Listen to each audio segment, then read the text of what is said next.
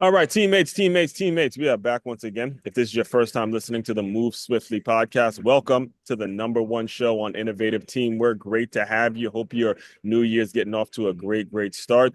To my regular listeners, you already know how we get down here. You already know what happens when you hit the play button on this show. Whatever the challenge is, whatever the obstacle is, whatever it is you feel like is getting in the way of your success, we are here to indirectly tell you you are not going through it alone. And I got to tell you, it's very, now all my interviews are rewarding. Every time I hit the record button on this show, it's incredibly rewarding to connect with folks. But today it hits a little different because it was just on this show that I even learned what a fractional CFO is. It was, and you guys heard me learn of you guys heard me learn what it was right here live on camera. And today we have another fractional CFO who has come up and has come into the business space, helping more so specifically small business owners, manufacturing companies, and really is about, teaching people certain things that they may not need to do just by existing. So all that being said, Stewart Ervin, welcome to the show.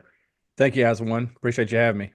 Yes, and just to get things started, man, I think the best way, and I was listening to you on several shows before we started recording. So, I think the best way to start off is just go back. Let's take it back to the beginning, man, because Yeah. you have an interesting story about how you actually got on. You were working for a company and it was like you were helping out the suppliers, and essentially you built up enough of a relationship with those suppliers that gave you the confidence to go build your own thing. And I think that's so important for people to know because many times people work a job, they get the check every 2 weeks, and they do whatever with it. They don't realize that it's in the building the relationships with the actual customers and the consumers and the clients that might allow them something bigger in the future. So why don't you kind of go back there and then we'll go from there. Yeah, so that's the one thing I've always said, and it's a little bit because I was kind of brought up through the supply chain purchasing realm. But I always say you should have your external customers, which are your suppliers, so on and so forth. They should be treated just as good as your internal guys. And so, 1,000%. um, I was working the corporate arena in the supply chain world, primarily in aerospace, and it was a new program, and we were trying to identify new suppliers that could come on board and help. And again, I was always fair. I was always fair with anybody who I brought on board. But part of my job at the time was also to help suppliers turn their businesses around. And so there was one particular supplier that I brought on board early on in the program. We needed some help with some stuff. He performed very well, but 4 years later, he had kind of gotten comfortable and started to lose control of his business. And so then they said, Stuart, you need to go in there and fix the same guy that you brought on board 4 years ago. So I was inside his facility for a good, I'd say 6 months, trying to get him back on track to support the program. And it was in that time frame that he approached me about coming and helping him turn his business around. So this certain situation was he thought he was about 70% diversified into this particular supplier that I was actually working for. And he's like, I want to sell my company, but I'm obviously my books aren't clean. No one wants to buy a one customer business, and I just need some help. He was naturally a sales guy, and he knew I was a finance and ops guy. And he said, if you'll come in and run my business for me, I can exit and go sell and diversify the business and sell it. And he said, I've watched you over these last 6 months, and I really appreciate the way you do things. I really appreciate the way you run the business. You really have a heart for it. You have a knack for numbers, Mhm. and I think you're my guy. And that was the break. And so I had spent 4 years as a turnaround guy, like at a supplier level, and this was my first opportunity to say, hey, let's try to turn an entire business around. And that Mhm. was my break, right? So I stepped out and helped him turn his business around, and I helped him diversify, and ultimately ended up selling the business. Now before before he approached you, did you even know what a fractional CFO was? Because it's a term that is really not that common until you Yeah. actually meet someone that does it, and you realize, man, you might think it's a consultant. You might say, because there's a lot of stubborn business owners out there that say, oh, well, I hire a consultant and I hire someone to do this. But the term fractional CFO is kind of in a lane of in itself. So can you kind of dive into what you educated yourself on how what that position is and what exactly is going to make you different than a competitor? Yeah, so I had at that time I had no clue what a fractional CFO was. I actually looked back at my notes and I think I came across the term fractional executive in like the 2017-18 timeframe. Right, which isn't And even so, that far, like not that long ago. no, heck no. And I wrote it down. And so the reality was up until about I don't know, a year and a half ago, my job primarily was going in and turning businesses around. So I was a turnaround guy. There it But I is. always go back to what I wanted to do from a very early age was I wanted to own a variety of businesses. Hmm. Well, now I realize it takes a lot of money to do that. And so when I stumbled across the term fractional executive, I thought that's the way to do it there. If I can't own it, I can at least help run them. Right. And it's even though I don't own it, it's really kind of one and the same. And so I started really building up my strategic side because I was very good on the tactical side of things and I was turning businesses around and everything was going well. And then I just made the decision I wanted to get out in front of the problems and become the individual who helps businesses before they need to hire me. Yeah. And so I was doing research and I realized that the fractional CFO was the most widely used term. For Hmm. me, I am a operations centric CFO, meaning I understand numbers like backwards and forwards, and they tell a story. But I can do much more than understand the numbers. I can go on the operations side and tell you how to dial it in. And so the beauty about a fractional executive is your business can get a seasoned CFO, COO, whatever you want to, whatever avenue you want to go down for a fraction of a price. And that helps great in these small businesses that either A, can't afford a full-time CFO or COO. They don't need a full-time guy, but they say, hey, I'd like to, glean off some of your experience. And sometimes they just say, hey, I just need someone to kind of come alongside of me and be a little more than what a coach is. Like Yeah. really insert yourself in my business and help me run the business. And again, all of that is a fraction of a cost that gets a pretty decent impact.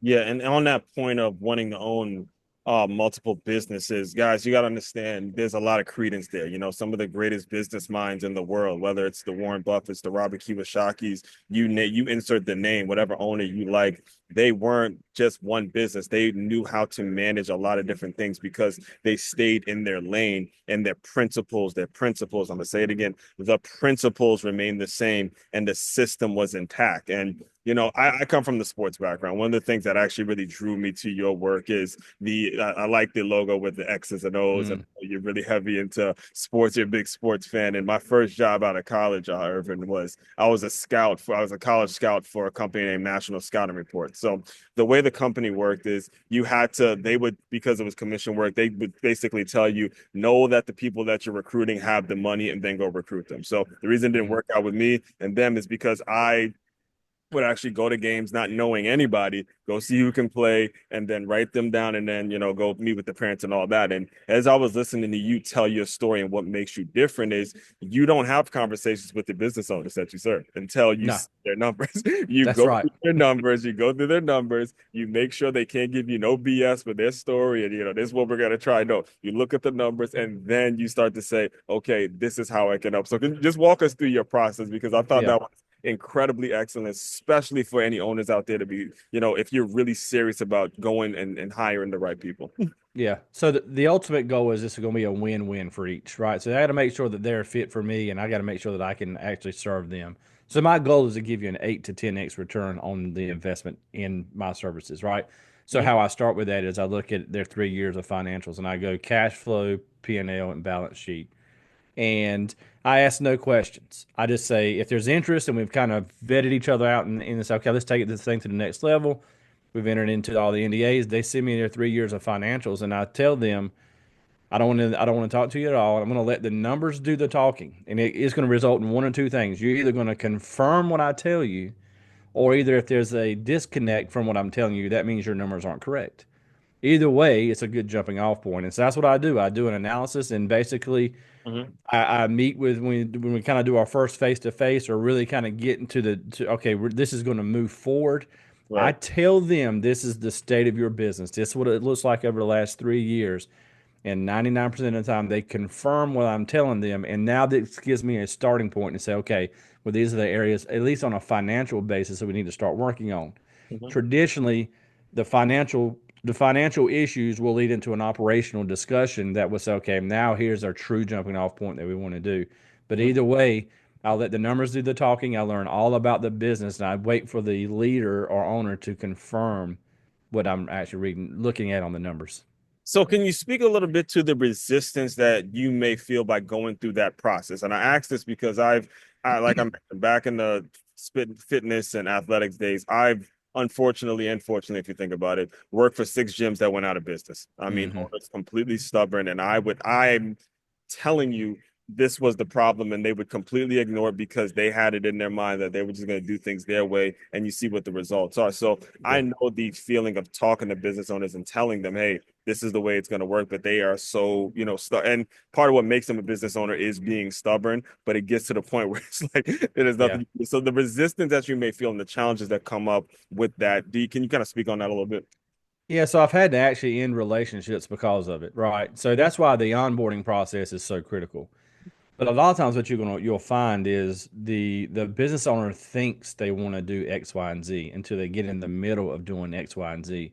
And Right. there's been times that I've told them, look, I appreciate it, but you're probably better off staying at this level because that's your comfort level. You're never going to do, and you're not going to feel comfortable operating at this level, right? Right. And And then so prime example, not to cut you off there, but your first client, he admitted he's the sales guy. He admitted he that's knew right, how to sell, and then your operations side. So everything boils down to teamwork, guys. Everything boils down to 100%. staying in your lane and then letting the kind of delegating and doing the things that everybody else is an expert at. So anyway, go ahead. I mean, I just want to make sure I made that point. Yeah, no. So actually, uh, parlays well into what I was about to say. Is what I'm actually finding is a lot of the business leaders, they're technical experts. They started this business because they're good at X, Y, and Z, Right. and nearly every one of them will tell you, I hate finance and I really don't like running the business side.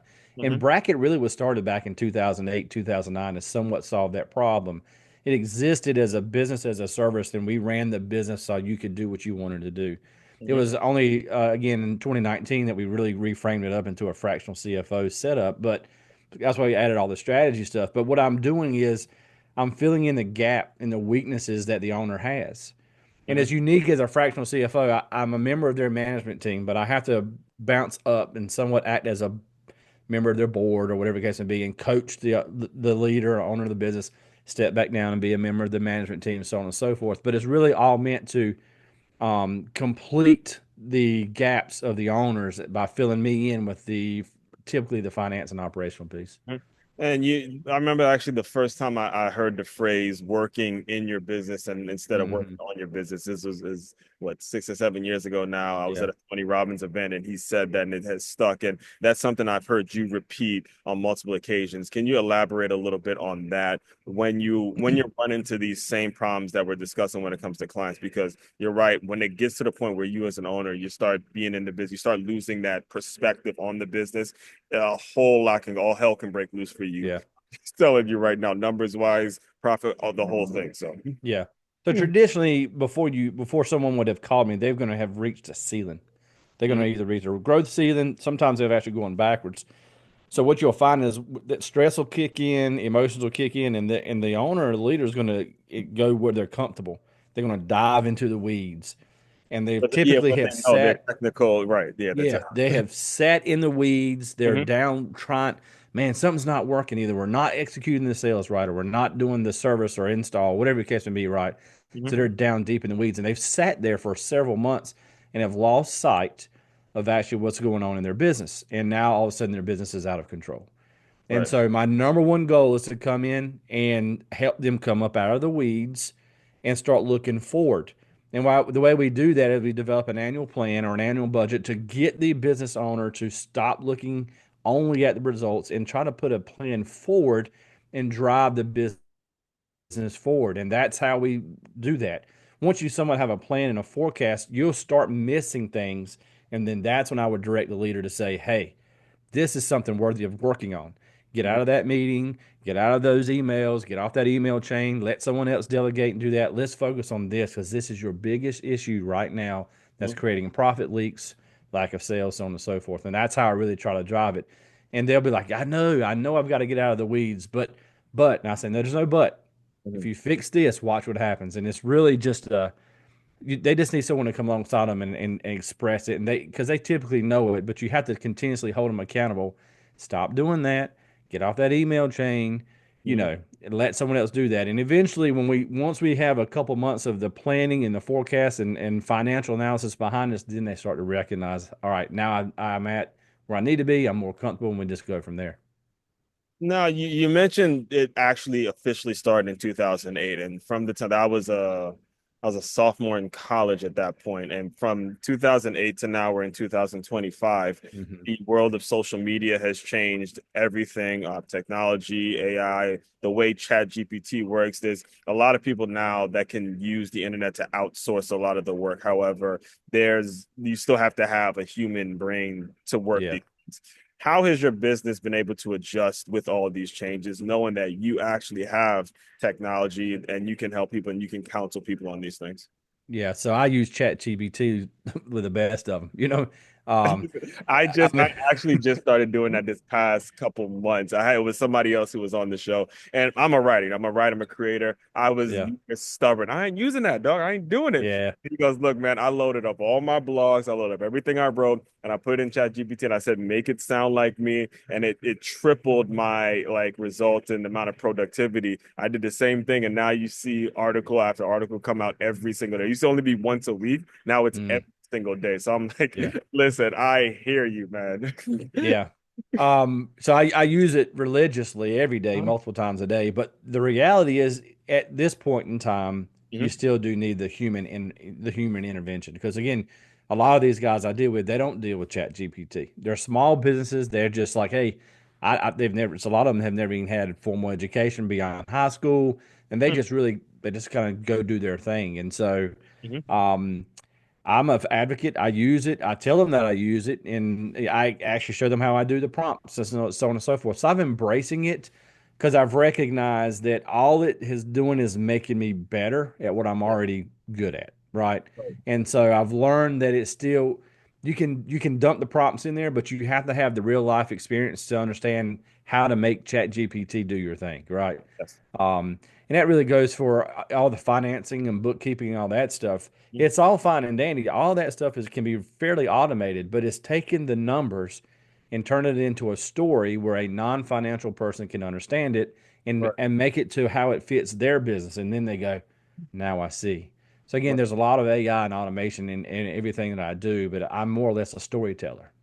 Exactly. Exactly. And when it comes to the story that I mean, the importance of the story when it comes to business, because that's what sells. And one of the things I heard you talking about early on a previous show is the importance of sales specifically. Like everybody is a seller, no matter what, you have to embrace your ability to sell. Can you speak on how you've been able to communicate that with business owners? Because I know a ton of them.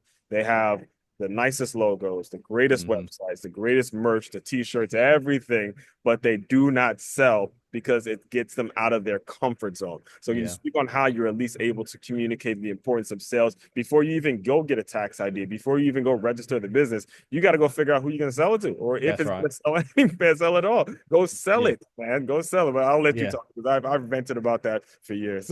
Yeah. So what we do is we have like some key plays that we execute. And the Yeah, you second ain't play like we a learned, system about it, right? yeah, the second play that we've already touched on was the annual plan. Again, so that is a driving forward, right?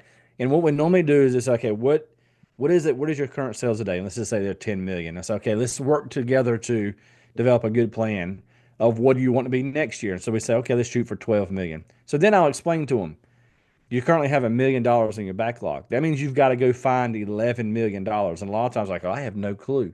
So that's when we get into the conversations of the SWOT analysis. We go in through your niche, making sure you have your niche defined. What's your unique offering? Because our goal, which is play number three, is to develop a 2 to 3x sales funnel, which most of them have never heard of a CRM or a sales funnel or anything. And I'm telling them, if you want to be 12 million, it's not going to happen by chance. Yes. You need to go find $24 million worth of ideas that hopefully you can get 12 million drip through the bottom.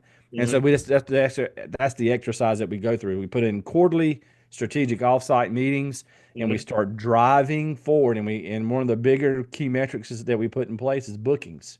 Hmm. You want to be at $12 million, you got 1 million, you better be booking $1 million a month. And we track every week how we're working towards that. So I let the data do the talking. Yeah. And if they really want to be 12 million, they'll get out and sell. Yeah, and in that to that point, because I know personally for me, sales can be a little intimidating for a lot of Yeah. people because you're approaching people that you don't know. Yes, you're gonna get told no, probably more, way more than you're gonna get told yes. You are gonna constantly make calls to people ain't gonna want to talk to you. Sales defenses go up immediately. But when you Mhm. have a system in place and you work a system, that rejection is so much easier to get off of. Well, first Yeah, of all, you got to believe in what you're doing. All right. You got that's to right. believe in your actual service, and you wouldn't be an owner if you didn't believe in exactly what you're offering. But when you have a system along with that belief, then you're going to just keep firing away. You're going to keep making calls and making calls and making calls because you know exactly what you're offering. And nowadays, again, you don't have to necessarily pick up one of these. I would recommend you do it, but if you can, fire off on ChatGPT, hey, 10 emails a day go here. I'm going to go meet someone at a Starbucks. I'm going to go do things to where I can personally have that personal touch. And, all that being said, I want to be very respectful of your time. Can you just speak a little bit on the ideal company that you work with? Because when it comes to fractional CFOs, it's more so mid-size. It doesn't have to be these major companies that have, hundreds of millions of dollars as a budget to bring on a CFO, COO. Yeah. I'll let you kind of speak on the ideal company that you're working with. Well, I also want to add a little bit to the Yeah, go sales side too. So I suck at sales. I have tried everything. I've ahead. used Chat GPT. Mhm. I suck at sales, and I realized that. And so I went out and hired a sales coach. And so that's one thing I definitely would recommend. If you recognize that you're sucking at sales and you're not converting, which is what I did, I have tried everything under the sun. Mhm. Go hire a sales coach because it's been amazing at the transformation that even mentally that I've gone through by hiring a sales coach. And he told me, it's like, look, man, you're a 1+1 brain. 1+1 = 2 to you. There's no gray area. You're a black and white guy. Your brain will not equate 1+1 = 3. That's the creative portion that you're missing in your brain. So if Listen, you're the judge sustain. If I had to go sustain, you're yeah, not good at something, go hire a damn go coach hire. and then go hire a coach. Why not? Yeah. I mean, you got to admit it. If you really serious about your business, go hire a coach and get better at it. Yeah. Man, thank you for adding that. And they're reasonably priced. I mean, obviously you got some guys that are out there, but go hire a legit business coach, a sales Mhm. coach that can help you fill in the gap. Not some marketing people.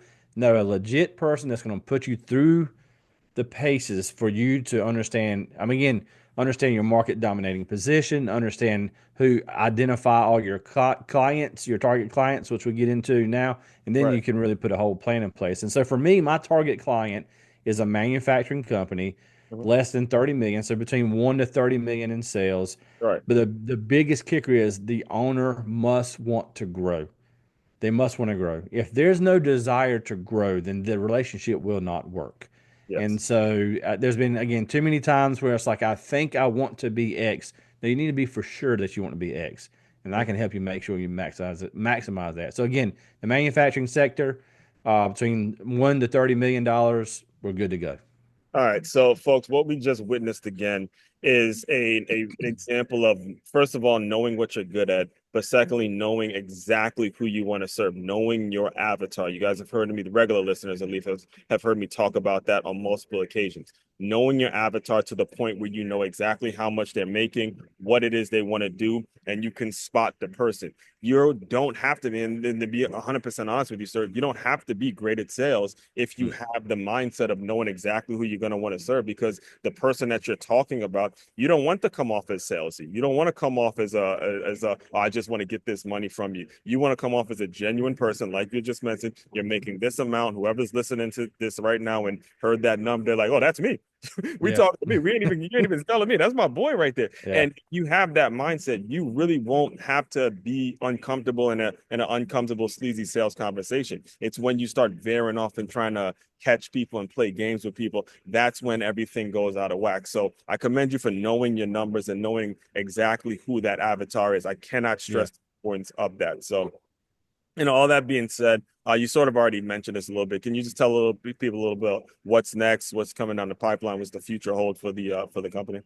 Yeah, so we've talked a lot about on other shows or whatever, but we talk about the 6 key plays of business. And so what you're going to see in the future is I'll tell you the sports stuff, man. The sports analogy, I yeah, loved it. As I was listening to you, I man. love it.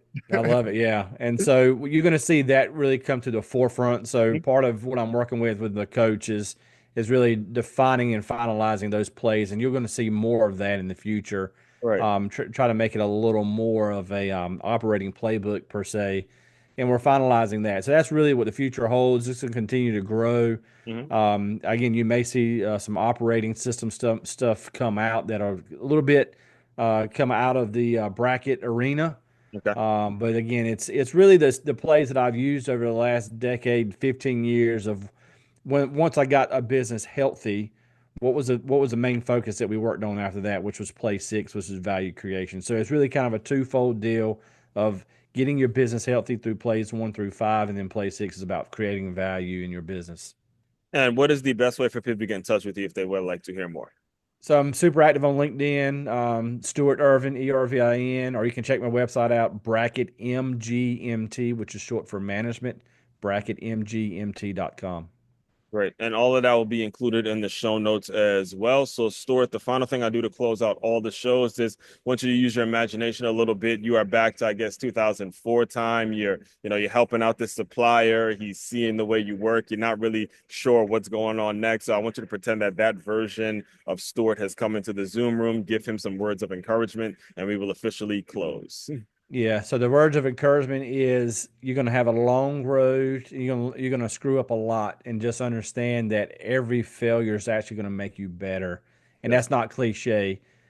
It's for real. So just stick with it, learn, pick yourself up, just dust your knees off and keep grinding. And the mic officially drops with that. Everyone out there, fellow teammates, continue to move swiftly. We will talk more soon.